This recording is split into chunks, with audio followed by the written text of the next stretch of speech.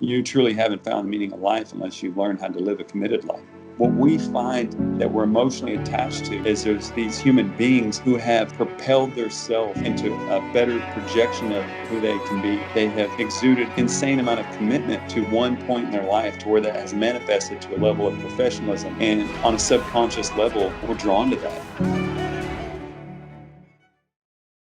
My name is Erik Myers. I'm 42 years old. I'm a seven-figure sports card collector, and I've been doing this at an extensively high level for going on 16 years now. I got into the card collecting industry probably about the age of 10 years old. I used to sit down and read the sports day every morning, and I had every player in the top 25, and every sport had all their stats memorized. Unfortunately, because of my upbringing, and I grew up in an alcoholic family, due to that, I endeavored into a life of crime, which is what led me away from sports cards. So I always tried to fit in. There was a lot of violence at my schools, a lot of drug use around me, just a lot of bullying. And that manifested into a state of depression by the time I was 14, 15 years old, got into narcotics. Because of that, I lost a baseball scholarship. And next thing you know, you wake up and you've been doing it 13 years and you've got 17 arrests and 5 felonies, and life's kind of hard on you at that time. And it was just one door after the next. And I had this insane idea. I want to join the United States Army. And it was different because I'm 28 at this point, right? So all the people around me are like 17, 18, 19 years old, crying at night. And I'm happy as hell. I have a blanket and a pillow. And I know I have breakfast in the morning when I get out training. I'm just dumb enough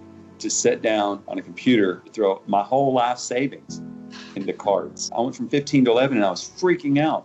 But I met this gentleman named Ryan Hank, and he kind of took me under his wing and showed me the ropes. Stick to the goats, learn how the grading system works. You learn really how to track data. And it's okay to make just 10%. At one time, I had 26 9.5 Jordan. I've had a 5.5 1916 Babe Ruth. Only 2 people on earth have ever owned both top score refractor black label Kobe's. One just sold for 1.8 million.